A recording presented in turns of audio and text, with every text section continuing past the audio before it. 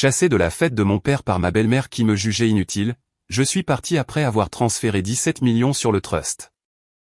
Quelques minutes après, 56 appels manqués, ils sont tous à ma porte, désespérés. Sécurité. Faites sortir cette femme inutile. Ma belle-mère a dit cela dans un microphone devant 200 invités lors de la fête de retraite de mon père. Et mon père, debout à 3 marches de là dans son smoking Tom Ford sur mesure, regardait le sol et ne disait rien. Je suis sorti. Je n'ai pas couru. Je n'ai pas pleuré. Et en 47 minutes, j'avais annulé tous les comptes financés par la famille, transféré 17 millions de dollars dans une fiducie dont elle ignorait l'existence, et coupé mon téléphone. Quand je l'ai rallumé, il y avait 56 appels manqués, et toute ma famille se tenait devant ma porte d'entrée. Mais ils n'étaient pas là pour s'excuser. Ils étaient là parce qu'un document juridique qu'ils n'avaient jamais vu venait de faire s'effondrer 20 ans de planification minutieuse de ma belle-mère. Je m'appelle Sophie Moreau. J'ai 34 ans, et c'est la nuit où j'ai cessé d'être invisible. Maintenant, laissez-moi vous ramener 11 mois en arrière, au jour où j'ai reçu un email d'une femme morte. Mon père est Richard Moreau. Si vous avez traversé les banlieues au nord de New York et remarqué l'un de ces parcs de bureaux en verre et en acier qui semblent se multiplier chaque année, il y a de bonnes chances que son nom soit sur les permis. L'immobilier commercial. C'était son royaume. 35 ans à acheter des terrains, à construire des choses et à serrer la main d'hommes qui portaient des montres coûtant plus cher que la voiture de la plupart des gens. Il a annoncé sa retraite le printemps où j'ai eu 34 ans, et toute la ville a agi comme si un sénateur démissionnait. Mais ce royaume avait une fondation que la plupart des gens ne voyaient jamais. Ma mère, Catherine Aye, est morte quand j'avais 11 ans. Cancer des ovaires. 8 mois du diagnostic aux funérailles, et puis elle est partie, comme ça. Comme si quelqu'un avait soufflé une bougie au milieu du dîner. Ce dont je me souviens le plus, ce n'est pas l'hôpital ou le silence qui a suivi. C'est la table de la cuisine, ma mère assise en face de moi avec un rouleau de papier d'artisanat et un ensemble de crayons à dessin, m'apprenant à dessiner un plan d'étage. Elle esquissait les os d'un bâtiment, les murs porteurs, les solives, la géométrie cachée qui soutenait tout, et elle disait, tu vois, Sophie, tout ce qui est beau commence par la structure. Je ne savais pas alors qu'elle était aussi architecte. Personne ne m'a dit que ce détail avait été enterré avec tout le reste la concernant. 8 mois après les funérailles, mon père a épousé Diane Hartwell. Je me souviens du matin exact où il me l'a dit parce que j'étais assise à cette même table de cuisine en train de dessiner un plan d'étage de notre maison de mémoire, et il s'est assis en face de moi et a dit, tu vas avoir une nouvelle mère, chérie. J'avais 11 ans. Je ne savais pas comment dire, je n'en veux pas de nouvelles. Alors je n'ai rien dit. C'était la première fois que je choisissais le silence. Ce ne serait pas la dernière. Laissez-moi vous parler de Diane. Diane Paxton née Hartwell était le genre de femme qui pouvait entrer dans une pièce et la réorganiser sans bouger un seul meuble. Elle le faisait avec le ton, le timing, avec le talent particulier de faire en sorte que chaque suggestion sonne comme une gentillesse et chaque commande sonne comme une question. Elle portait du tweed Chanel comme d'autres femmes portaient du jean, décontracté, constamment, comme si cela apparaissait simplement sur son corps chaque matin. Ses cheveux étaient toujours brossés, toujours blond miel, toujours exactement les mêmes. Je n'ai jamais vu Diane Paxton avoir l'air non préparé. Ce aurait dû être mon premier avertissement. Moins d'1 an après le mariage, la disposition des places à Thanksgiving a changé. Je suis passé de m'asseoir à côté de mon père à m'asseoir à la petite table dans la salle de soleil. Parce que tu es tellement plus à l'aise loin de la foule, n'est-ce pas, Sophie? Au bout de 3 ans, la carte de Noël de la famille présentait Diane, mon père et Meredith, la fille de Diane issue de son premier mariage, née 2 ans après moi. On m'a dit que le photographe avait manqué de temps avant mes photos solo. Au bout de 5 ans, ma chambre est devenue le studio de yoga de Diane. Mes affaires ont été emballées et déplacées dans la chambre d'amis. Tu vas bientôt partir à l'université de toute façon, a-t-elle dit. Aucun intérêt à gaspiller de l'espace. Diane présentait Meredith aux gens comme notre fille. Elle me présentait comme la fille de Richard d'avant. D'avant, comme si j'étais une ébauche que mon père avait depuis révisée. Et le bracelet d'amour Cartier à son poignet, 18 carats or. Celui que mon père lui a offert pour leur 10e anniversaire, j'ai appris plus tard qu'il avait été payé avec l'argent de la fiducie familiale, une fiducie construite en partie sur l'héritage de ma mère. Mais je ne le savais pas encore. pas avant longtemps. Je suis devenu architecte de restauration. Si vous ne savez pas ce que cela signifie, je ne vous en veux pas. La plupart des gens ne le savent pas, y compris ma famille. Je restaure de vieux bâtiments. Pas ceux qui font rêver, pas les penthouses de Manhattan ou les maisons de plage des Hamptons. Je travaille sur ceux que tout le monde a oubliés. Une bibliothèque Carnegie délabrée dans la vallée de l'Hudson. Une caserne de pompiers du 19e siècle dans les Catskills. Une école à Bécon avec un toit effondré. Et 100 ans d'histoire dans ses murs. Je retire la décomposition, je trouve les os d'origine et je leur redonne vie. C'est fastidieux. C'est physique. Certains jours, je suis couverte de poussière de plâtre et je rampe dans les greniers avec une lampe de poche entre les dents. Je gagne 110 000 $ par an, ce qui est une vie parfaitement correcte. Mais dans le monde des moraux, où le contrat de sponsoring Instagram de Meredith valait 200 000 $ pour la publication de photos de sac à main, ma carrière était une blague. Noël dernier, au dîner de famille auquel j'avais été invité à contre-cœur, Meredith a annoncé son dernier accord de marque pendant que Diane rayonnait. Lorsque la table s'est tournée vers moi, Diane a penché la tête et a dit « Et Sophie, as-tu trouvé quelque chose de plus stable ?» Comme si j'étais à la recherche d'un emploi, comme si l'architecture de restauration était une phase, comme une année sabbatique qui avait duré une décennie. Mon père regardait son assiette. Il regardait toujours son assiette. J'ai conduit chez moi cette nuit-là dans mon Subaru Outback, 7 ans, 200 000 miles au compteur, payé. La Mercedes GLC de Meredith était garée à côté dans l'allée quand je suis parti. Elle avait tapoté mon capot en entrant et avait dit « Jolie voiture. Trais-toi. » Je n'ai pas répondu. J'ai juste conduit. C'est ce que j'avais toujours fait. Conduire et ravaler et conduire. Mais ce qu'il ne savait pas, c'est que 6 semaines plus tôt, la Société de préservation historique m'avait décerné son plus grand honneur pour le projet de la bibliothèque Carnegie. Je ne leur avais rien dit. J'avais arrêté d'offrir de bonnes nouvelles à des gens qui ne savaient que les diminuer. Ce projet, cependant, cette bibliothèque changerait tout. Je ne le savais juste pas encore. 11 mois avant la fête de retraite, j'étais agenouillé sur le sol de mon appartement à Brooklyn Heights, triant une boîte que je n'avais pas ouverte depuis des années. C'était la boîte de ma mère, une chose en carton abîmé que j'avais transportée de la maison de Westchester à ma chambre d'université, à mon premier appartement. Et finalement, ici, un immeuble de 3 étages sans ascenseur avec des planchers qui grincent et une bonne lumière. À l'intérieur, le carnet de notes relié en cuir de ma mère, quelques-uns de ses crayons à dessin, une photo d'elle debout devant une maison à moitié construite avec de la sueur dans les cheveux, et le plus grand sourire que j'ai jamais vu. Et tout au fond, sous une pile de vieilles cartes d'anniversaire, une enveloppe scellée que je n'avais jamais remarquée auparavant. Elle était de couleur crème, papier épais.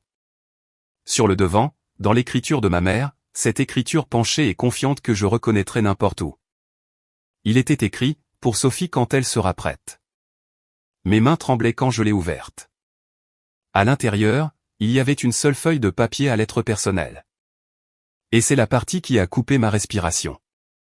La lettre indiquait, Catherine Aye. Aye Architecture et Préservation. Ma mère était une architecte agréée. Elle avait sa propre entreprise. Personne ne me l'avait jamais dit. Pas mon père, pas Diane, pas une seule personne en 23 ans. Sous l'entête, dans cette même écriture penchée, ma chère fille, il y a des choses concernant l'argent de notre famille que je veux que tu comprennes quand tu seras assez grande. J'ai pris des dispositions pour protéger ce qui est à toi. Monsieur Aldridge a tout. Trouve-le. Glissé derrière la lettre se trouvait une carte de visite. Thomas Aldridge, Esquire, fiducie et succession. Je suis resté assise sur le sol de mon appartement pendant un long moment. Puis j'ai ouvert mon ordinateur portable et j'ai cherché son nom. Thomas Aldridge avait 67 ans et exerçait toujours. Son bureau était à Midtown Manhattan, à 12 arrêts de métro de ma porte d'entrée. J'ai composé un email avec mon nom complet et les mots « Ma mère était Catherine Aye Moreau ». Elle m'a laissé une lettre. Elle m'a dit de vous trouver. Il a répondu en 2 heures. L'objet disait « J'attends cet email depuis 23 ans, mademoiselle Moreau ». Il a dit qu'il avait un document que je devais voir. Il a dit que cela ne pouvait être discuté qu'en personne. Et il a demandé à quelle vitesse je pourrais venir. J'y suis allé le lendemain matin. Mais avant de vous parler de cette réunion, j'ai besoin que vous compreniez quelque chose à propos de mon père. Richard Moreau n'était pas un méchant. C'est ce qui rendait les choses bien pires. Un méchant, vous pouvez le haïr proprement. Mon père était quelque chose de plus compliqué. Un homme qui m'aimait mais n'avait pas le courage de le montrer quand cela lui coûtait quelque chose. J'ai un souvenir auquel je reviens plus que tout autre. J'avais 14 ans. Mon père est venu me chercher à l'école un mardi. Sans raison, il s'est juste présenté et m'a conduit à l'ouest de la ville où un magnifique vieux bâtiment en pierre était en cours de démolition. Nous nous sommes assis dans la voiture et avons regardé la boule de démolition se balancer. Il est resté silencieux pendant un long moment. Puis il a dit, « Ta mère se serait battue pour sauver ce bâtiment. » C'était la dernière fois qu'il mentionnait son nom. Après cela, Catherine Ay Moreau est devenue un fantôme dans sa propre maison. Ses photos ont disparu des couloirs. Ses livres ont été emballés. Son nom a été remplacé par celui de Diane dans chaque phrase, chaque tradition, chaque toast. Et mon père l'a laissé faire, une gomme à la fois, parce que les larmes de Diane étaient plus fortes que mon silence. 3 semaines avant la fête de retraite, je l'ai appelé. Je voulais prendre un café, juste tous les deux. Il a dit oui immédiatement, et pendant une demi-seconde, j'ai ressenti quelque chose de chaud et d'inconnu. Puis mon téléphone a sonné 10 minutes plus tard. La voix de Diane. L'emploi du temps de votre père est très chargé en ce moment, Sophie. Peut-être après la fête. Une semaine plus tard, l'invitation est arrivée.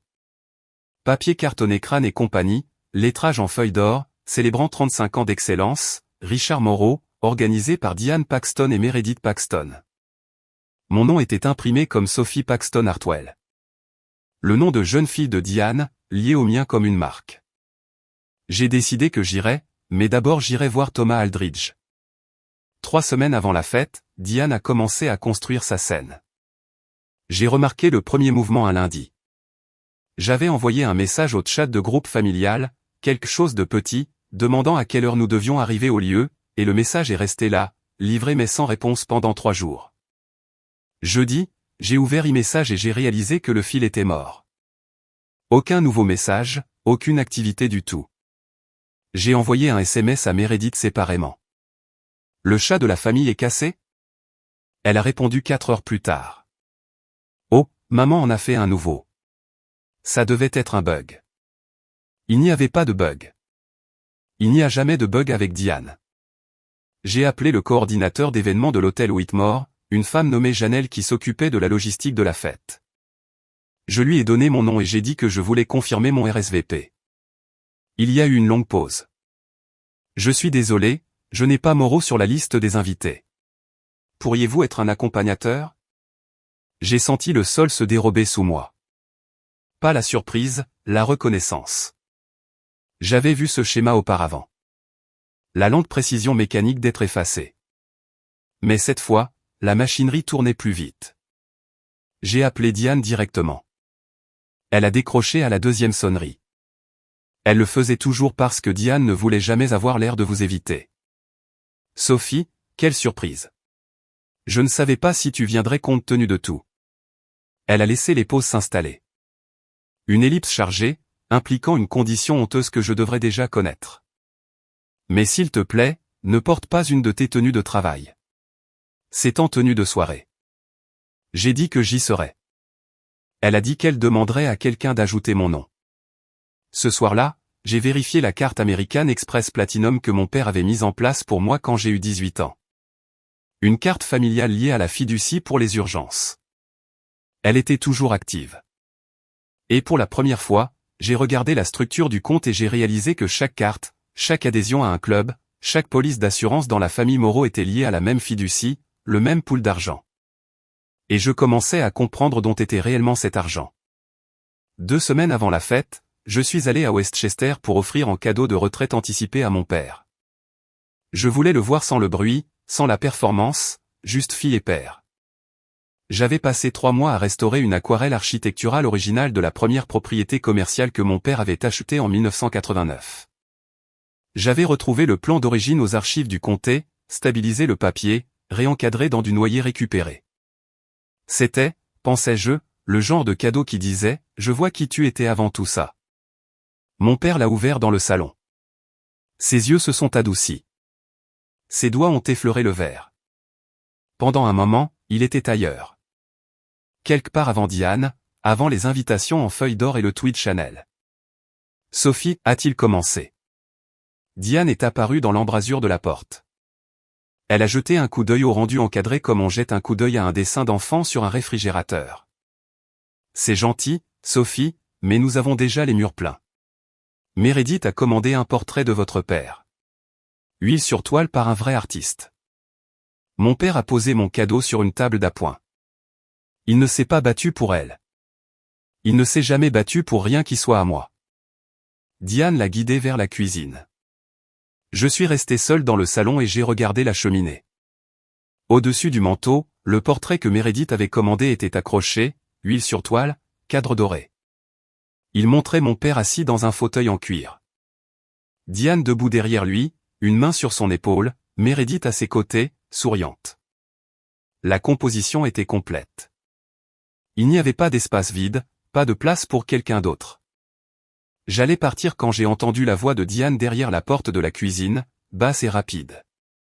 Elle va faire une scène à la fête, Richard. Tu sais comment elle est. Elle va mentionner sa mère et tout gâcher. Peut-être devrions-nous préparer la sécurité. La réponse de mon père était à peine audible. C'est ma fille, Diane. Et la réponse de Diane était parfaitement claire. Exactement. Et les filles devraient connaître leur place. Je suis parti par la porte d'entrée, mais en passant devant le bureau de Diane, je l'ai vu sur son bureau, un dossier en manille avec le logo d'un cabinet d'avocats que je ne reconnaissais pas et les mots au projet d'amendement de fiducie imprimés sur la languette. Je ne me suis pas arrêté. Je ne l'ai pas ouvert, mais je l'ai vu et je me suis souvenu. Meredith m'a appelé le samedi suivant, pas pour prendre de mes nouvelles. Meredith n'appelait jamais pour prendre de mes nouvelles, mais parce qu'elle avait besoin d'un deuxième avis sur sa tenue pour la fête. J'ai dit oui parce qu'à 34 ans, je disais encore oui à des gens qui ne demandaient jamais comment j'allais. Nous nous sommes rencontrés chez Burdorf Goodman, 5e avenue, 8e étage, le genre d'endroit où l'air lui-même s'enchère et où les vendeuses se souviennent de votre nom si vous dépensez assez. Elle se souvenait de celui de Meredith. Elle a essayé cette robe en 90 minutes. Une Oscar de la Renta en soie ivoire, une Valentino rouge foncé, une marchesa perlée qui coûtait plus cher que mon loyer mensuel. Chacune était apportée sur un cintre en velours par une assistante nommée Claire qui l'appelait Mademoiselle Moreau et la traitait comme une petite royauté. Le total tournait autour de $12 000. Meredith n'a pas cligné des yeux. Elle a tendu une carte noire liée, comme tout, à la fiducie familiale, et Claire l'a emportée avec un sourire. Quand je me suis approché du comptoir pour payer une paire de chaussures, des escarpins noirs simples, $200 de mon propre compte, Claire a regardé ma carte, puis moi, et a dit, « Et vous êtes ?» Meredith a ri. Pas méchamment, exactement. Pire, distraitement, comme si la réponse était évidente. C'est ma demi-sœur. Elle restaure de vieux bâtiments, physiquement avec ses mains. La façon dont elle l'a dit, avec ses mains. Comme si le travail était un petit passe-temps pittoresque, comme si les ampoules et la poussière de plâtre et les poutres centenaires que j'avais sauvées de l'effondrement étaient en quelque sorte moins réelles qu'une robe de $12 000 facturée à l'argent de quelqu'un d'autre. Sur le chemin du retour, Meredith a livré le message que j'attendais. Sophie, maman pense que tu ne devrais pas faire de discours à la fête. Il vaut mieux que tu y assistes, c'est tout. Tu sais, papa n'aime pas être émotif en public. Je n'ai pas répondu. J'ai juste conduit. C'est ce que j'avais toujours fait. Conduire et ravaler et conduire. Les sacs de Jimmy Choo de Meredith bruissaient doucement sur la banquette arrière. Mon seul sac Nordstrom Rack était posé sur le sol, coincé entre mes pieds à un feu rouge comme quelque chose qui essayait de ne pas prendre trop de place. Une semaine avant la fête, j'ai déjeuné avec une femme nommée Hélène Marsh. Hélène avait été la plus proche amie de ma mère, l'une des rares personnes dans ma vie qui disait encore le nom de Catherine à voix haute, naturellement, comme si elle était une personne réelle et non une note de bas de page. Nous nous sommes rencontrés dans un bistrot français de l'Upper East Side. Le même où ma mère m'emmenait pour le brunch du dimanche quand j'étais petite. Nappe blanche, casserole en cuivre sur le mur, un serveur qui se souvenait encore que Catherine commandait toujours le croque-madame. J'ai commandé la même chose. Hélène était plus silencieuse que d'habitude. Elle n'arrêtait pas de réarranger ses couverts. Finalement, à mi-chemin de son deuxième verre de Sancerre, elle l'a dit. « Sophie, est-ce vrai que tu as été renvoyée de ton travail ?» J'ai posé ma fourchette. « Qui te l'a dit ?» Diane. Au déjeuner du club de jardinage la semaine dernière, elle a dit que tu avais des difficultés. Aucun revenu stable. Que tu dépendais de ton père. Elle a dit. Hélène a fait une pause, visiblement mal à l'aise. Elle a dit que tu avais des difficultés de santé mentale, que tu repoussais tout le monde, que la famille essayait d'aider, mais que tu n'acceptais pas. Elle t'a appelé, et je suis désolé de le dire, la fille glaciale. Je suis resté très immobile. Je n'avais pas été renvoyé. Je n'avais jamais dépendu de mon père pour un seul dollar depuis le jour où j'étais parti à l'université. Et ma santé mentale, bien que certainement mise à l'épreuve par 23 ans de Diane Paxton, n'était pas un sujet que j'avais jamais discuté avec qui que ce soit dans ce club de jardinage. Diane construisait une histoire. Elle l'ensemençait dans chaque cercle qui comptait. Le club de jardinage, les conseils d'administration des œuvres de charité, les épouses du country club, afin que lorsque la fête de retraite arrive, tout le monde croit déjà au récit. Sophie Moreau est instable, non invitée et indésirable. De cette façon, lorsqu'elle serait retirée de la fête, personne ne s'interrogerait. Il hocherait la tête et murmurerait, pauvre chose. Ce n'était qu'une question de temps. Hélène a tendu la main à travers la table et a pris la mienne. Je ne l'ai pas cru, Sophie. Ta mère était la femme la plus forte que je connaisse, et tu es sa fille. J'ai serré la main d'Hélène et quelque chose en moi qui se pliait depuis très longtemps a finalement cessé de se plier et a commencé à se redresser. La nuit avant la fête, je me suis assise seule dans mon appartement. Il faisait calme de la manière dont Brooklyn devient tard un vendredi. Sirène lointaine, un chien qui aboie à 3 bâtiments de là, le faible ronronnement du radiateur qui avait besoin d'être réparé depuis novembre. Je me suis assise dans le fauteuil que j'avais trouvé lors d'une vente de succession et passé 4 week-ends à restaurer, une tasse de camomille refroidissant sur la table d'appoint. Et j'ai regardé la photo de ma mère sur le mur. Catherine Aille, 31 ans, debout sur un chantier de construction avec de la sueur sur ses bottes et un plan roulé sous le bras, riant de quelque chose hors champ. Vivante, j'ai pensé à ne pas y aller. Je pouvais rester ici dans mon appartement, dans mon calme, dans ma vie soigneusement construite et les laisser avoir leurs fêtes et leurs portraits et leurs récits. Je pouvais avaler celui-là aussi. J'étais doué pour avaler. Mais ensuite j'ai regardé sa lettre épinglée sur le tableau en liège au-dessus de mon bureau. Trouve-le. J'avais trouvé. Je connaissais maintenant la vérité sur la fiducie, sur ses 17 millions de dollars, sur les dispositions que ma mère avait écrites dans la loi avant que le cancer ne la prenne. J'avais les documents. J'avais l'autorité. J'avais Thomas Aldridge prêt. Je n'avais rien utilisé parce que je voulais donner à mon père une chance de plus. Si Richard Moreau se tenait à côté de moi à cette fête, s'il me présentait à ses collègues, s'il disait mon nom comme un père devrait le faire, je remettrais les documents dans le tiroir et ne parlerais jamais d'eux. Je lui offrais le test le plus facile du monde. Choisis ta fille. Juste une fois. J'ai sorti ma robe. Bleu nuit, lignes épurées, coupe impeccable. Rien de tape à accent grave-l'œil, rien qui réclame l'attention. J'ai ouvert ma boîte à bijoux et j'ai pris les boucles d'oreilles en perles Mickey Moto de ma mère, la seule chose à elle que Diane n'avait pas réussi à réclamer. Je les ai tenues dans ma paume et j'ai senti leur poids. Frais, lisse, incroyablement stable. Puis j'ai pris mon téléphone et j'ai appelé Thomas Aldridge. Si j'ai besoin de toi demain, ai-je dit, peux-tu exécuter dans l'heure? Sa voix était calme, précise, posée. Tout est prêt depuis 23 ans, mademoiselle Moreau. J'ai réglé mon réveil à 7 heures. J'ai accroché la robe à l'arrière de ma porte et j'ai dormi profondément, clairement, de la manière dont vous dormez quand vous arrêtez enfin d'espérer et commencez à décider. L'hôtel Whitmore un samedi soir d'octobre est le genre d'endroit qui vous fait vous sentir mal habillé même si vous portez votre meilleure tenue. Lustre en cristal de la taille de petite voiture. Sol en marbre italien poli jusqu'à un éclat miroir. Le personnel en tenue de soirée portant des plateaux d'argent de champagne qui captaient la lumière comme de l'or liquide. La grande salle de bal avait été transformée. Table ronde drapée de lin belge blanc, centre de table d'hortensia blanc et de rose or pâle. Un quatuor de jazz live dans le coin jouant du Cole Porter avec le genre de précision sans effort que l'argent achète. 200 invités, partenaires commerciaux, amis de golf, mondains de Westchester, des gens dont les noms de famille apparaissent sur des ailes d'hôpitaux et des dotations universitaires, se pressaient et murmuraient et trinquaient sous une bannière qui disait « Bravo à Richard Moreau. 35 ans de construction d'héritage. » J'ai donné mon nom à la réception. La jeune femme a vérifié sa liste, a fait défiler, a vérifié à nouveau. Son sourire a vacillé. Moreau. Sophie, je suis désolé. Je ne vois pas. Oh, attendez. Ici. Elle a pointé avec son stylo. Vous avez été ajouté hier. Hier. 200 invités confirmés des mois à l'avance. Et j'ai été ajouté hier, glissé dans la marge comme une faute de frappe que quelqu'un aurait rattrapée à la dernière minute. Merci, ai-je dit, et je suis entré. Cela m'a frappé par vagues. Les murmures, pas des cris, pas des accusations, des murmures. Le genre qui voyage à travers une heure de cocktail comme un courant d'air sous une porte.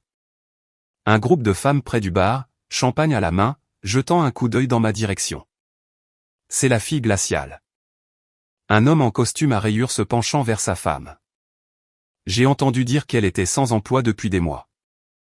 Une autre voix à moitié cachée derrière un arrangement d'hortensia.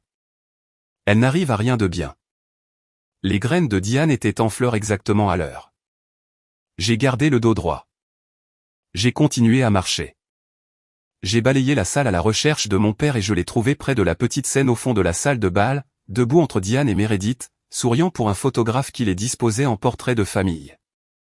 Richard, Diane, Meredith, 3 personnes, parfaitement composées, parfaitement éclairées. Le photographe a pris ses clichés. Personne n'a cherché après moi. Personne n'a appelé mon nom. Et du coin de l'œil, j'ai remarqué 2 hommes en costume sombre positionnés près de l'entrée de la salle de bal. Des oreillettes de sécurité. L'un d'eux a jeté un coup d'œil à Diane, puis à moi, et a déplacé son poids. Ils me surveillaient. On leur avait dit de me surveiller. Je me suis frayé un chemin à travers la salle de bal. C'est une chose étrange de marcher à travers une foule qui a été préparée à vous voir comme un problème. Chaque sourire ressemblait à un tressaillement. Chaque épaule tournée semblait délibérée.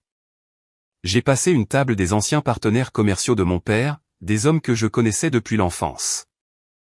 Et pas un seul d'entre eux n'a dit bonjour. Le récit de Diane avait fait son travail. Je n'étais plus la fille aînée de Richard Moreau. J'étais l'histoire d'avertissement sur laquelle on m'avait briefé. J'ai atteint le petit cercle autour de mon père. Richard m'a vu en premier. Son visage a fait quelque chose de compliqué. Un éclair de chaleur rapidement suivi de quelque chose qui ressemblait à de la panique.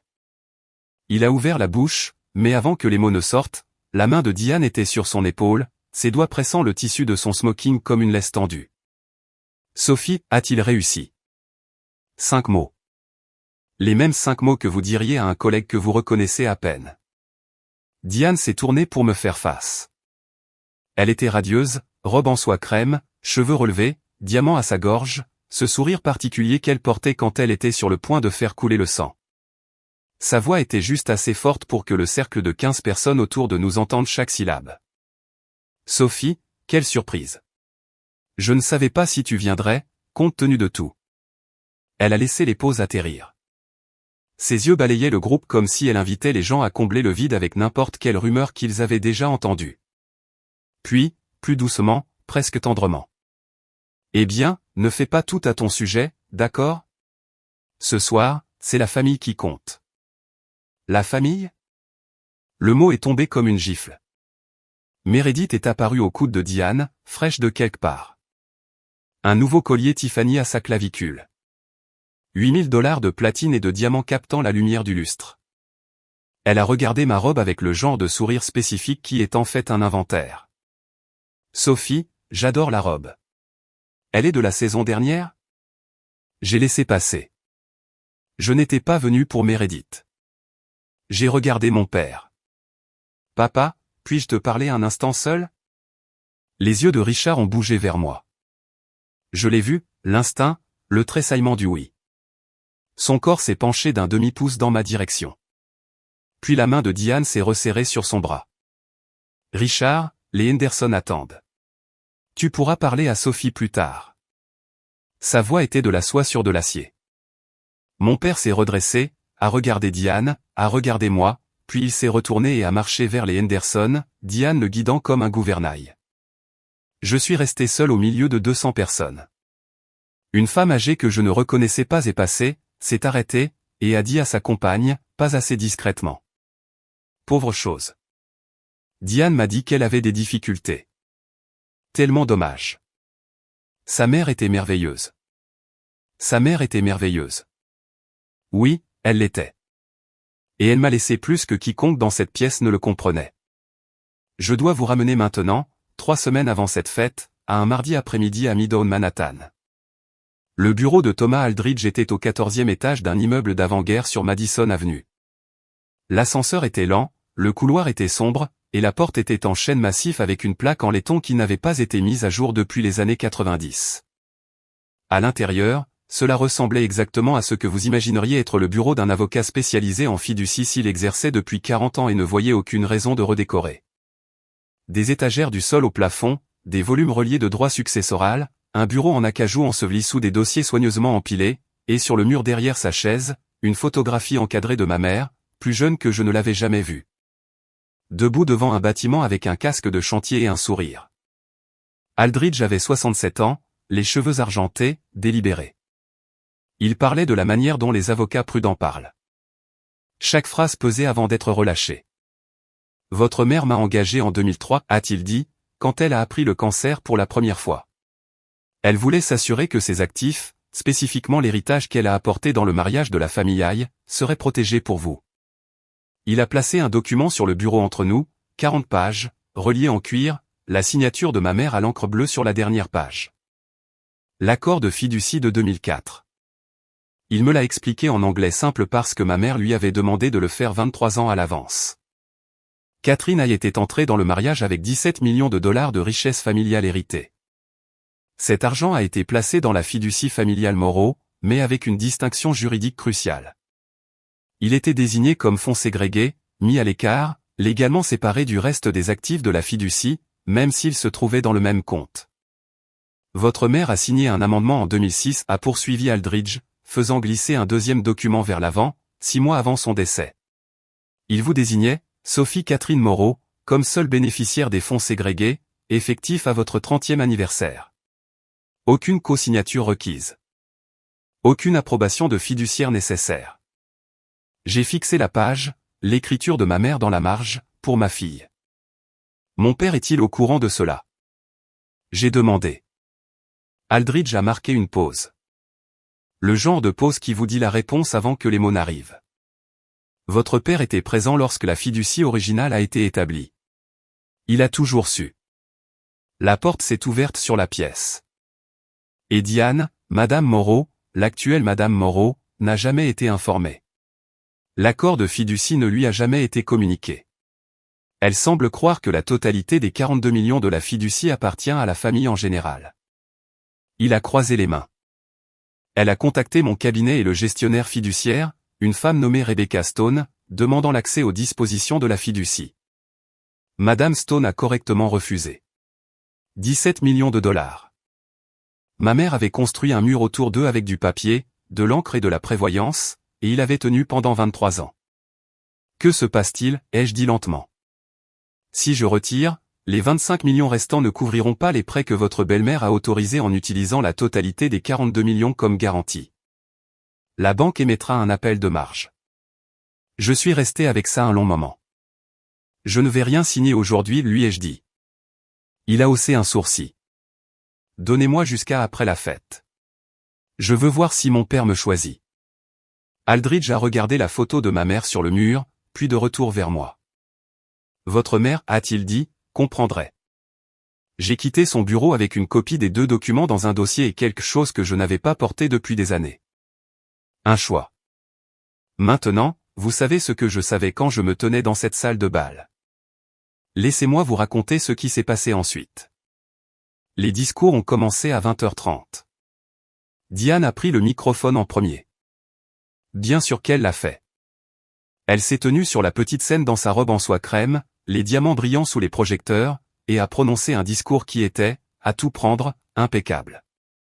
Elle a remercié les invités, a loué les 35 ans de travail de Richard, a appelé Meredith sur scène pour une accolade qui a suscité une admiration collective de 200 gorges. Elle a parlé de famille, de loyauté, des personnes qui font vraiment d'une maison un foyer. Elle n'a pas dit mon nom. Elle n'a pas regardé dans ma direction. Le nom de Catherine n'a pas été mentionné une seule fois. Lorsque les applaudissements se sont estompés, je me suis levé. Je n'allais pas faire de discours.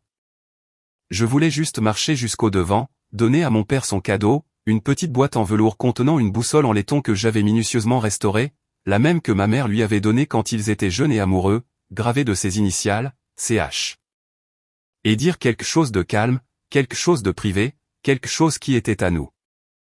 J'étais à 10 pas de la scène quand Diane m'a vu arriver. Son expression n'a pas changé. C'est la chose dont je me souviens le plus. À quel point elle était contrôlée.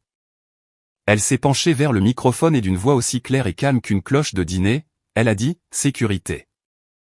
La salle de bal a murmuré, les têtes se sont tournées. Puis elle l'a dit. Chaque mot précis, chaque syllabe conçue pour porter. Veuillez retirer cette femme. Elle n'a pas été invitée et elle crée un trouble. 200 personnes se sont tues.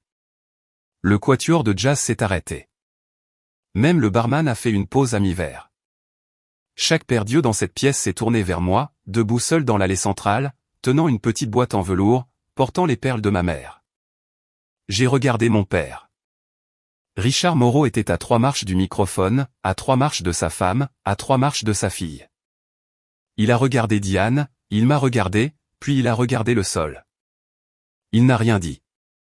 Les 2 gardes de sécurité sont apparus de chaque côté de moi. Celui de ma gauche a parlé doucement. « Madame, on nous a demandé de vous escorter. » La salle regardait.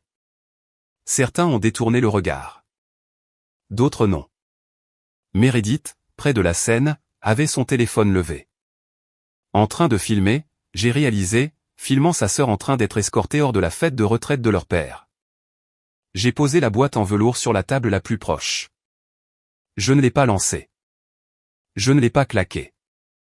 Je l'ai posée doucement, comme on poserait quelque chose qu'on aime et qu'on laisse derrière soi.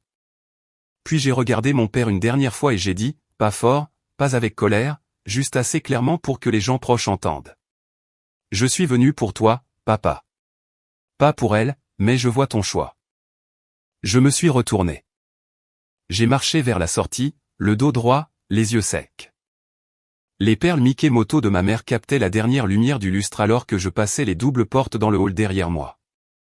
J'ai entendu la voix de Diane revenir au microphone. Je suis tellement désolé pour cela, tout le monde. Où en étions-nous? Le quatuor de jazz a recommencé à jouer avant que les portes ne se ferment derrière moi. L'air d'octobre m'a frappé comme de l'eau froide. Je me tenais sur les marches avant de l'hôtel Whitmore, marches de marbre, lisses et pâles sous les lampadaires, et écoutais la musique étouffée s'échapper des murs derrière moi. Cole Porter, rire, le tintement des verres de champagne, un monde qui continuait sans interruption, comme si une femme n'avait pas été escortée hors de la célébration de son propre père par 2 hommes avec des oreillettes. Je me suis assise sur la marche supérieure. La pierre était froide à travers le tissu de ma robe. Je pouvais voir mon souffle dans l'air. À l'intérieur, la salle de bal brillait chaude et dorée à travers les fenêtres du sol au plafond. Dehors, la lumière était bleu-blanc et mince. Le genre de lumière qui rend tout honnête. J'ai regardé mon reflet dans l'écran de mon téléphone, les boucles d'oreilles en perles de ma mère, mon propre visage, composé, stable, mais en dessous, quelque chose se fissurait le long d'une faille qui était là depuis que j'avais 11 ans. Je me suis accordé 60 secondes. 60 secondes pour tout ressentir. Toute cette humiliation. Le silence là où la voix de mon père aurait dû être. La connaissance que 200 personnes m'avaient vu être effacées puis étaient retournées à leur champagne. 60 secondes pour chaque mot avalé. Chaque Noël à la petite table. Chaque fois que j'avais conduit à la maison et que je m'étais dit que ça n'avait pas d'importance. Puis je me suis levé parce que ma mère ne m'avait pas élevé pour m'asseoir sur les marches des autres. J'ai sorti mon téléphone et j'ai appelé Rebecca Stone. Elle a décroché à la première sonnerie. Je l'avais prévenue que cet appel pourrait arriver ce soir. Rebecca, c'est Sophie Moreau. Je suis prête à procéder au transfert des fonds ségrégés ce soir. Sa voix était stable, professionnelle, non surprise. J'aurai besoin de votre signature numérique et du code d'autorisation de Monsieur Aldridge. Je peux exécuter dans les 45 minutes suivant la réception des deux. Vous les aurez dans 10. J'ai raccroché. La musique de la salle de bal a gonflé derrière les portes vitrées. Je n'ai pas regardé en arrière. J'ai appris ce qui s'est passé à l'intérieur de la salle de bal ensuite grâce à Hélène Marsh, qui est restée jusqu'à la fin et s'est souvenue de tout. Diane est retournée au microphone comme si rien ne s'était passé. Elle a lissé son discours comme elle lissait tout, d'une main légère et d'une volonté de faire. La famille, c'est la loyauté, a-t-elle dit à la salle, sa voix chaude et certaine. Et ce soir, nous célébrons un homme qui a tout construit à partir de rien. À partir de rien. Comme si 17 millions de l'héritage de Catherine n'était rien. Comme si la fondation sous la fondation n'existait pas. La salle a applaudi. Le champagne a coulé. Meredith a publié son histoire Instagram depuis la scène. Un gros plan d'elle et de Diane joue contre joue. Avec la légende, la famille d'abord. Aucune mention de la sœur qui avait été escortée dehors 5 minutes plus tôt. Hélène m'a dit que quelques invités se sont déplacés inconfortablement sur leur siège après mon départ. Une femme à la table 6 s'est penchée vers son mari et a murmuré, ça ne semblait pas juste. Un juge à la retraite nommé Harold Forrester a posé son verre de champagne et ne l'a pas repris. Mais personne n'a parlé. Personne ne s'est levé. C'est ça, les pièces remplies de gens polis. La politesse n'est qu'un autre mot pour la complicité quand quelqu'un est traîné dehors devant vous. Richard était assis à la table d'honneur. Il n'a pas mangé. Il n'a pas parlé pendant le toast que son partenaire commercial lui a offert. Hélène a dit qu'il n'arrêtait pas de regarder la boîte en velours que j'avais laissée derrière moi, assise sur une table près de l'allée, intacte, comme un petit monument à quelque chose de cassé. Il ne l'a pas ouverte.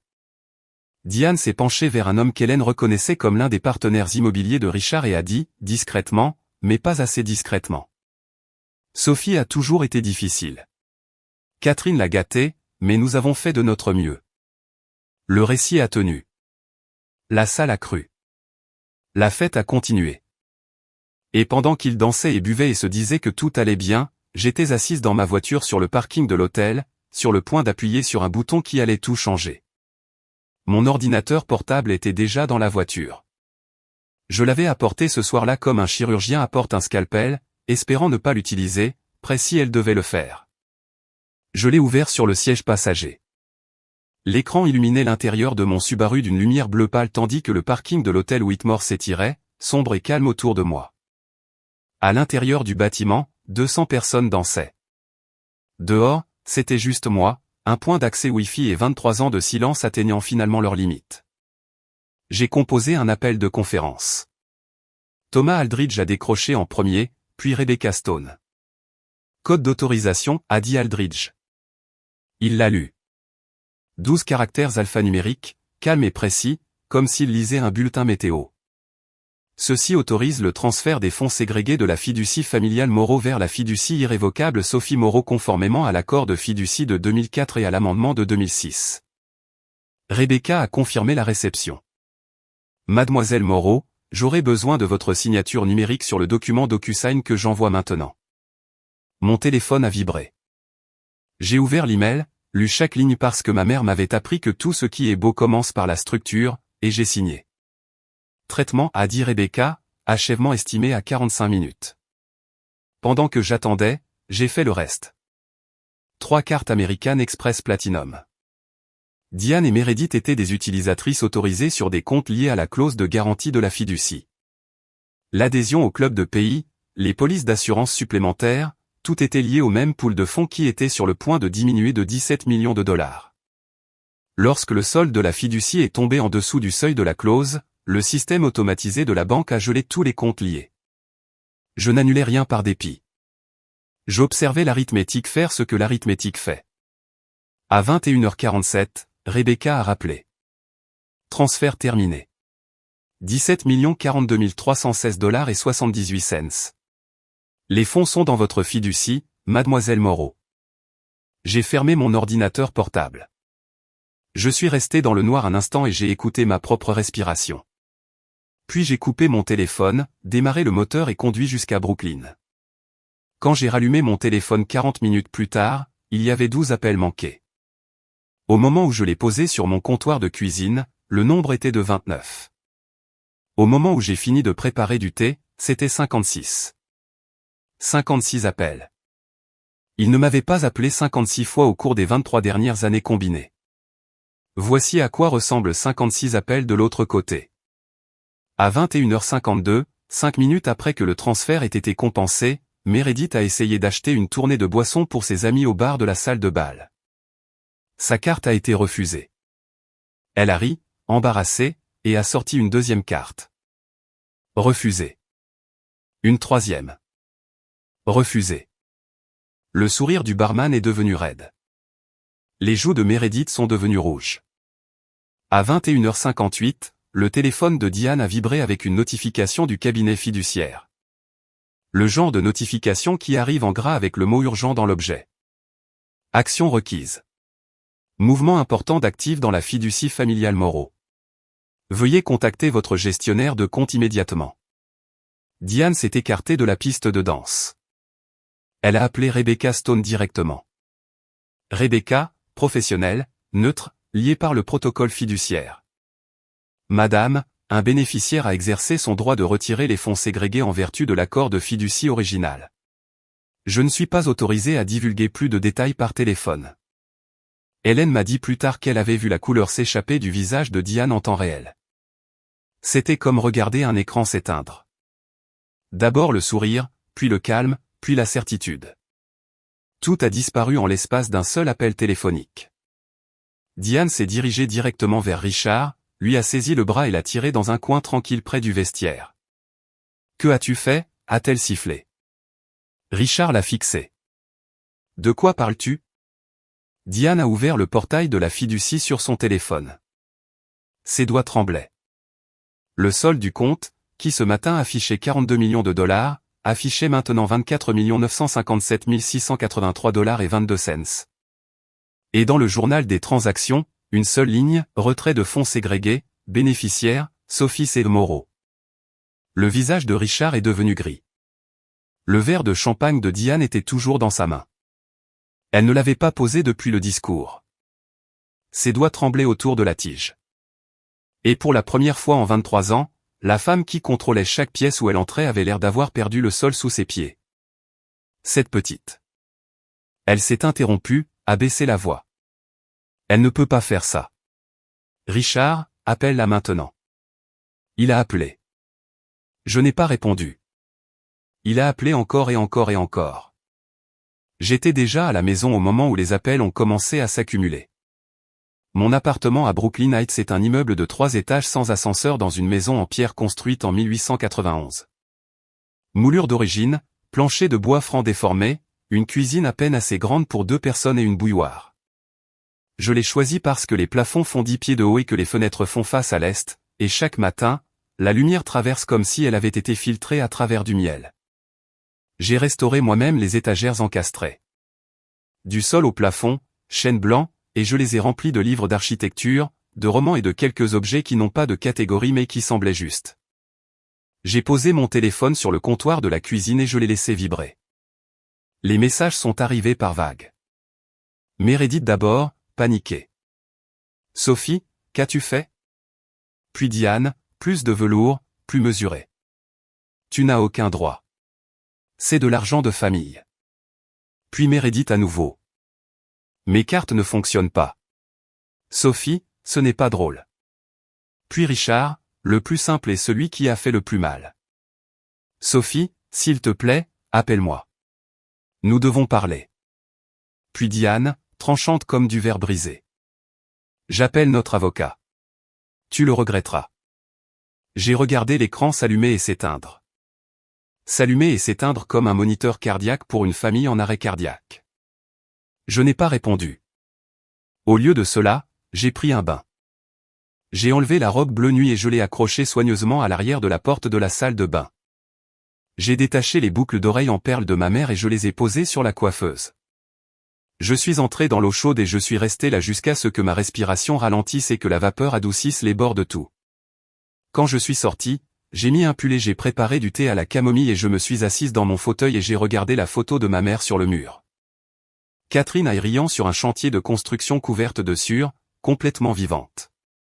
J'ai fait ce que tu as demandé, maman, ai-je dit à la pièce vide. J'ai trouvé lui et j'ai trouvé ce que tu as laissé pour moi.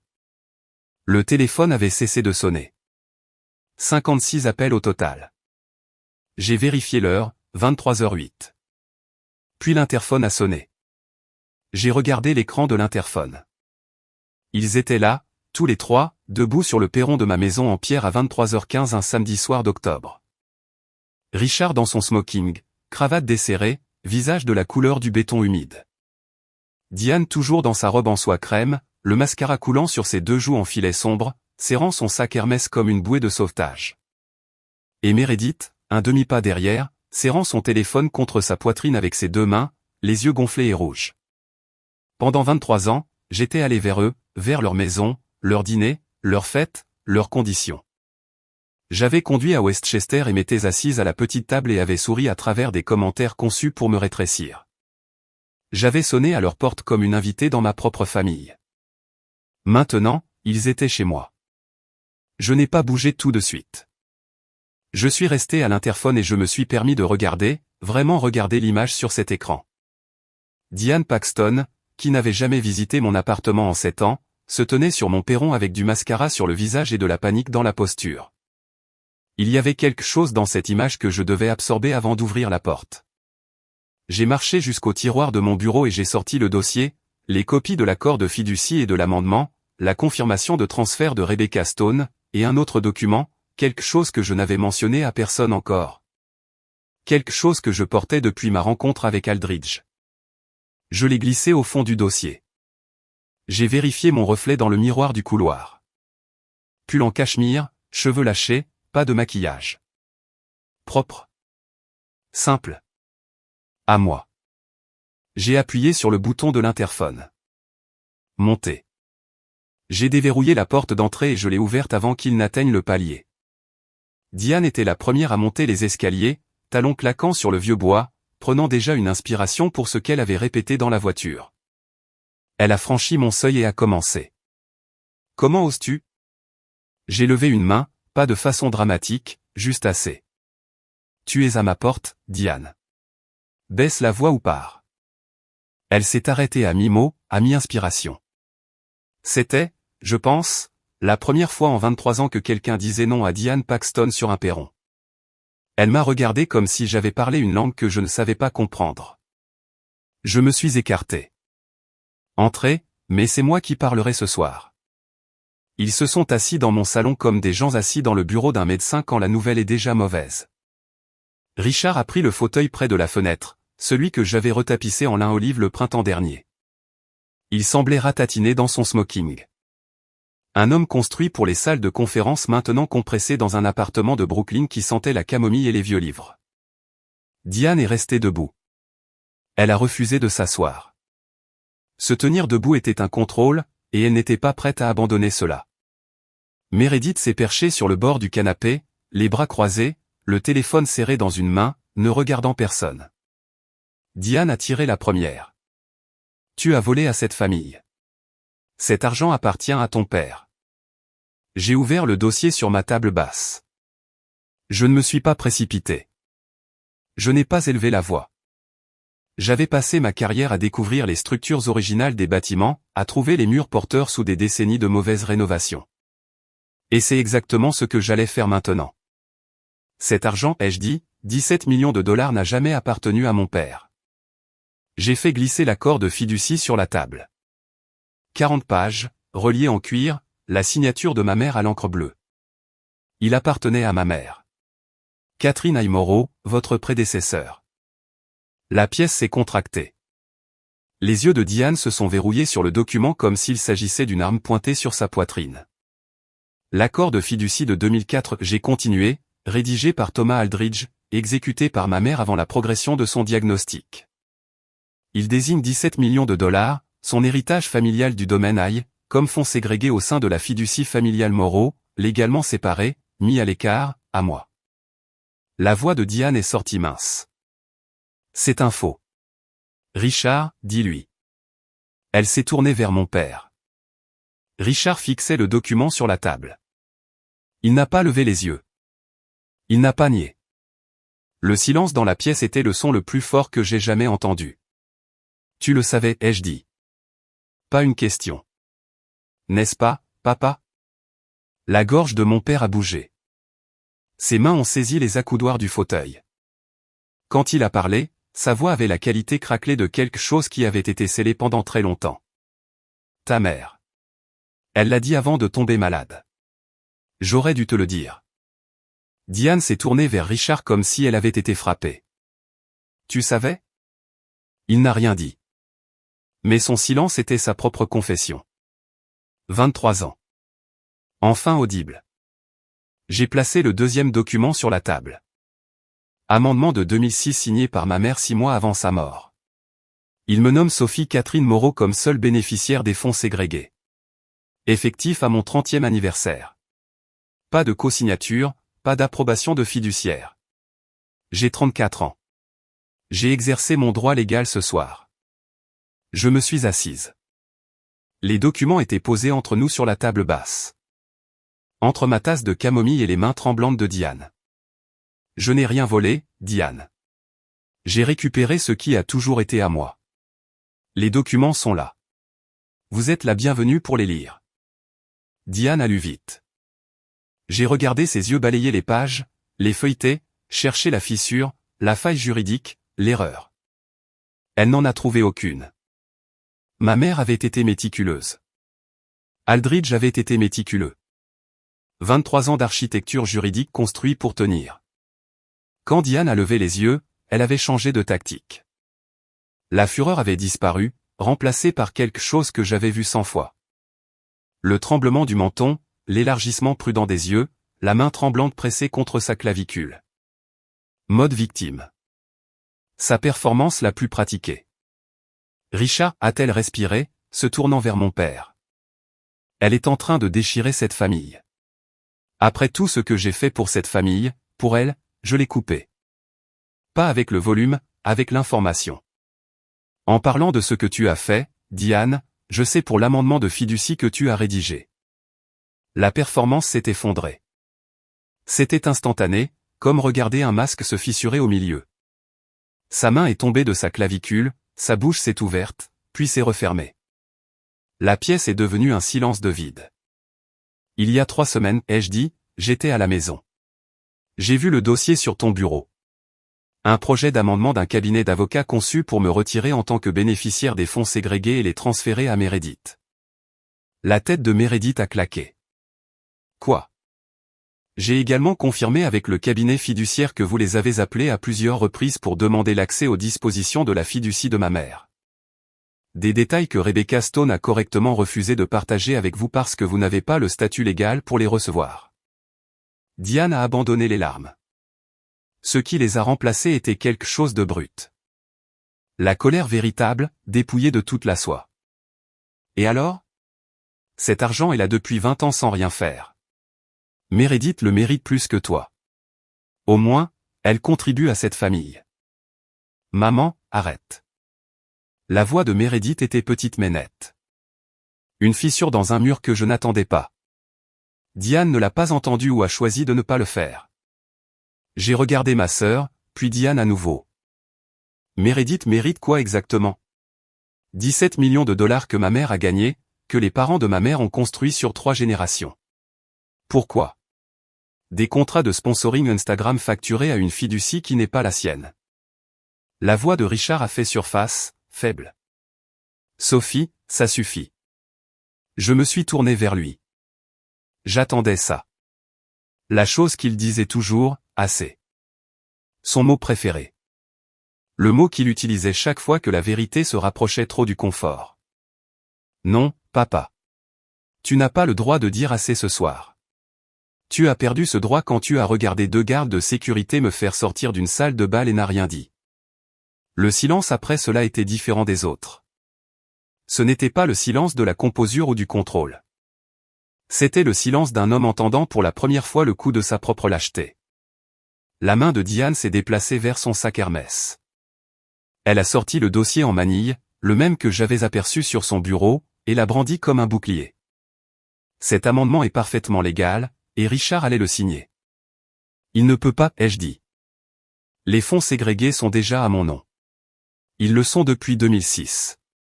Cet amendement a été rédigé pour modifier quelque chose sur lequel Diane n'avait aucune autorité, pour des actifs auxquels elle n'avait aucun droit, en utilisant une disposition qui n'existe pas. Votre avocat aurait dû vous le dire, à moins que vous ne leur ayez pas donné la pleine image. Diane m'a fixé. Le dossier tremblait dans sa main, une arme devenue papier. J'ai laissé le silence tenir un moment. Puis j'ai expliqué ce qui allait se passer. Pas avec émotion, pas avec satisfaction, mais de la manière dont j'expliquerais les calculs de charges lors d'un projet de restauration. Fait, structure, arithmétique. Quand j'ai retiré les 17 millions ce soir, le solde de la fiducie est tombé de 42 millions à 25. Mais au cours des plusieurs dernières années, Diane, utilisant sa position de cofiduciaire, a autorisé des prêts garantis par la pleine valeur de la fiducie, effet de levier immobilier. La dette totale en cours garantie par la fiducie est d'environ 38 millions de dollars. La tête de Richard s'est soulevée lentement. Il ne connaissait pas le chiffre. Je pouvais le voir sur son visage. L'expression spécifique d'un homme qui avait signé des choses sans les lire parce que sa femme lui disait que c'était réglé. La clause de prêt de la banque exige que la fiducie maintienne une couverture de garantie minimale de 1h01. À 21h47 ce soir, le ratio de couverture est d'environ 66%. 13 millions de dollars de moins. La banque a déjà gelé les comptes liés, les cartes de crédit, l'adhésion au club de pays, les polices d'assurance supplémentaires. Un appel de marge formel suivra dans les 72 heures. Meredith a chuchoté. C'est pour ça que mes cartes. Oui. La voix de Diane était une lame. Tu as planifié ça. Tu as planifié ça pour nous détruire. Je l'ai regardé à travers ma table basse, à travers les documents de fiducie, à travers le thé froid, à travers 23 ans. Non, ai-je dit, j'ai planifié de venir à la fête de mon père, de lui donner une boussole qui appartenait à ma mère et d'espérer pendant une soirée me sentir comme sa fille. Tu as planifié une humiliation publique. Tu as prévu d'être retiré par la sécurité. Tu as planifié un amendement frauduleux pour prendre mon héritage. J'ai simplement arrêté d'attendre que tu fasses ce qu'il faut. Puis j'ai tendu la main dans le dossier et j'ai sorti le dernier document. Celui que je portais depuis ma rencontre avec Aldridge, celui que je n'avais montré à personne. C'était un email imprimé sur du papier ordinaire envoyé 6 mois plus tôt du compte personnel de Diane à son avocat et accidentellement mis en copie cachée à Thomas Aldridge, dont l'adresse email était toujours enregistrée comme fiduciaire en exercice dans le système du cabinet. Je l'ai lu à haute voix, chaque mot. Nous devons agir rapidement avant que Sophie ne découvre les dispositions de la fiducie de Catherine. Richard n'a pas le courage de nous arrêter. La pièce est devenue sans air. Richard a tendu la main vers l'impression. Il l'a lu une fois, puis à nouveau. Puis il l'a posée sur la table et a regardé sa femme comme s'il la voyait pour la première fois. Pas la femme en soie crème qui organisait sa vie et gérait son emploi du temps et lui disait qu'en sourire. Mais la femme qui avait écrit « Richard n'a pas le courage » dans une phrase conçue pour voler l'argent de sa femme morte à sa fille vivante. Diane, a-t-il dit. Sa voix était à peine audible. Est-ce réel? Elle n'a pas répondu. Elle n'avait pas besoin de le faire. Son visage a répondu pour elle. L'expression spécifique et indéniable de quelqu'un pris non pas dans un mensonge, mais dans la vérité. Ce n'est pas une vengeance, ai-je dit calmement. C'est de l'arithmétique. Et ça, j'ai hoché la tête vers l'email sur la table, c'est qui elle est. Ce qui s'est passé ensuite a été le son d'une structure qui échoue. Pas tout d'un coup. Pas l'effondrement dramatique que l'on voit dans les films. Le genre lent. Le genre que j'ai vu 100 fois dans mon travail. Quand un bâtiment s'est tenu sur une fondation compromise pendant des décennies et qu'un jour une seule poutre cède et que tout ce qui est au-dessus se déplace. Diane a tendu la main vers l'impression de l'email comme pour l'enlever de la table pour annuler les mots. Richard l'a retiré. Elle a pivoté et c'était là encore. Le tremblement du menton, les yeux luisants, la main sur sa gorge. Elle te manipule, Richard, tout comme Catherine l'a toujours fait. Mon père s'est levé. En 23 ans, je n'avais jamais vu Richard Moreau se dresser contre Diane. Il s'était soumis. Il avait reporté. Il avait regardé son assiette et avait laissé le silence faire le travail de l'accord.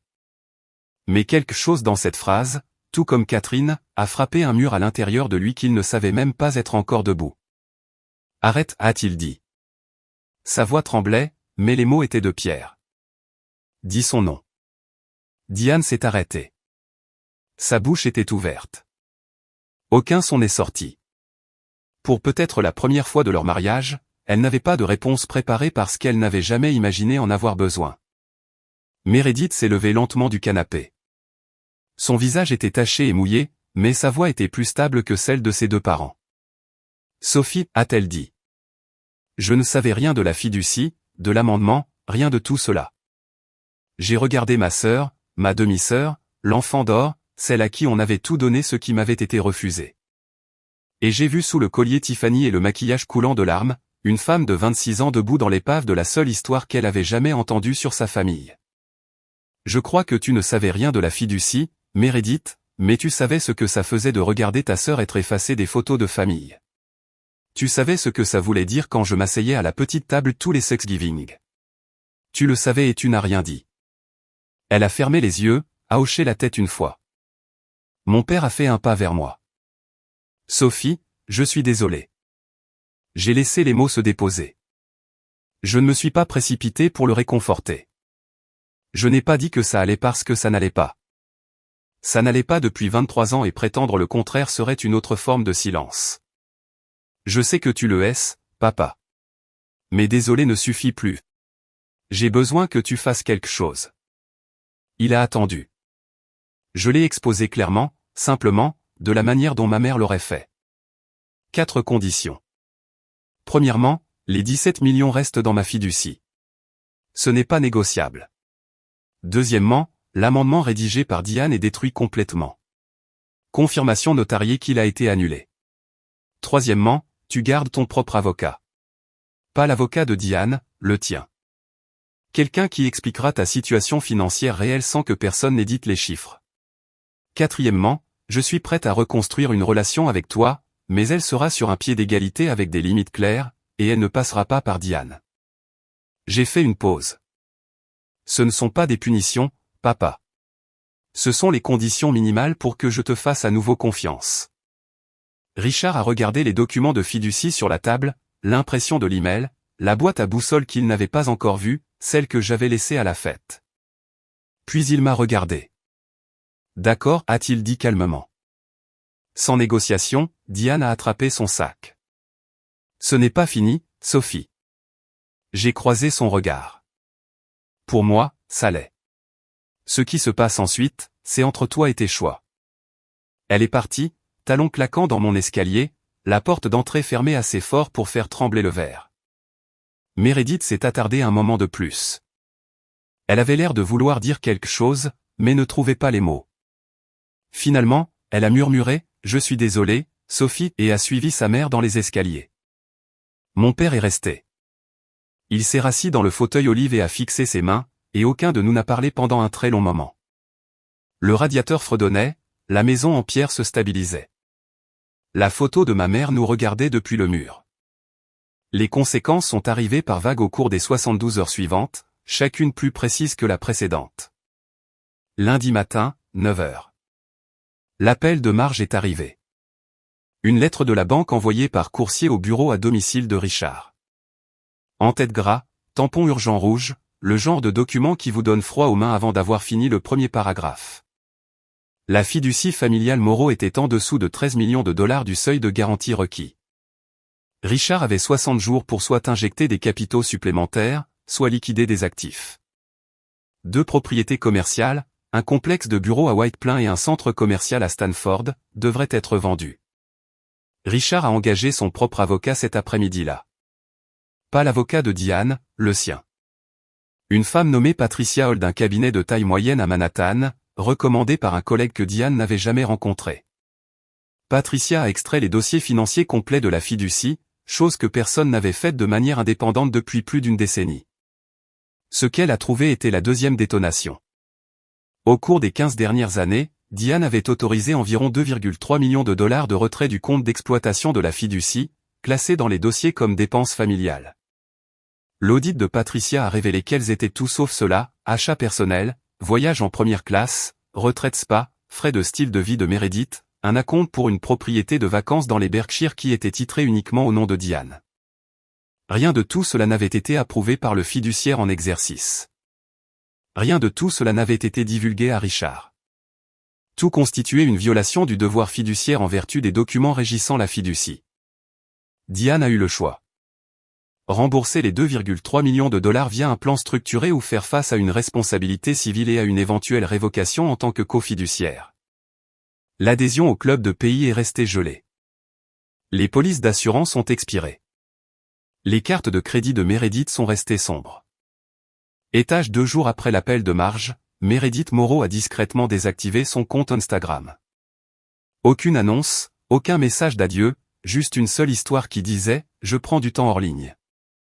C'était la première chose honnête qu'elle avait publiée depuis des années. Une semaine après la fête, mon père a appelé.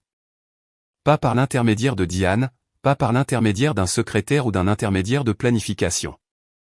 Il a décroché le téléphone lui-même et a composé mon numéro et a demandé si je voulais prendre un café avec lui. Nous nous sommes rencontrés dans le bistrot français de l'Upper East Side, celui avec les nappes blanches et les casseroles en cuivre, celui que ma mère aimait. Il était déjà assis quand je suis arrivé. Il avait l'air plus vieux, pas de la manière graduelle dont le vieillissement fonctionne habituellement, mais de la manière soudaine, comme si une décennie lui était tombée dessus en 7 jours. Le col de sa chemise était desserré. Ses yeux étaient ombragés. Il ne s'était pas bien rasé. Sur la table devant lui se trouvait la boîte en velours. Je l'ai ouverte, a-t-il dit. La boussole en laiton reposait dans sa paume. J'avais passé des semaines à la restaurer, à nettoyer la patine, à réparer la charnière, à polir le boîtier jusqu'à ce que les initiales gravées soient à nouveau lisibles. CH. Catherine Aille. Ma mère la lui avait donnée au cours de leur 2e année de fréquentation quand il lui avait dit qu'il voulait construire des choses, et elle lui avait dit qu'il devait d'abord savoir dans quelle direction il se trouvait. Mon père a tourné la boussole dans ses mains. L'aiguille fonctionnait toujours, tremblante, se stabilisant, pointant juste. Elle était ma boussole, a-t-il dit. Ta mère et moi avons laissé quelqu'un d'autre diriger. Il pleurait doucement, comme pleurent les hommes de sa génération. Mâchoire serrée, yeux qui débordent, aucun son. Je ne l'avais pas vu pleurer depuis les funérailles il y a 23 ans. Je n'ai pas dit que ça allait parce que ça n'allait pas. Pas encore. Peut-être pas avant longtemps. Mais j'ai dit, je suis contente que tu sois là, papa. C'est un début. Il m'a dit qu'il avait demandé à Diane de quitter temporairement la maison. Pas un divorce, pas encore, mais une séparation. Elle logeait dans un hôtel à Scarsdale. Il avait besoin d'espace, a-t-il dit, pour comprendre ce qui était arrivé à sa vie pendant qu'il ne faisait pas attention. Nous avons commandé du café. Puis, sans le planifier, nous avons tous deux commandé le croque-madame, la commande habituelle de ma mère chaque dimanche à la même table. Aucun de nous n'en a parlé. Nous n'avions pas besoin de le faire. 2 semaines après la fête, Diane est venue à ma porte seule. Pas de mascara cette fois, pas de robe de soie. Elle portait un manteau en cachemire gris sur une robe noire simple, et son visage était nu. Pas de fond de teint, pas de travail de camouflage minutieux, juste la carte brute d'une femme de 58 ans qui n'avait pas dormi. Le bracelet d'amour Cartier avait disparu de son poignet. J'ai appris plus tard qu'elle l'avait vendu pour commencer à rembourser les 2,3 millions de dollars. Elle n'a pas sonné à l'interphone. Elle a dû suivre quelqu'un à travers la porte d'entrée. J'ai ouvert la porte de mon appartement et je l'ai trouvée debout sur mon palier, les bras le long du corps, semblant plus petite que je ne l'avais jamais vue. Tu as tout ruiné ce que j'ai construit, a-t-elle dit. Ce n'était pas en colère.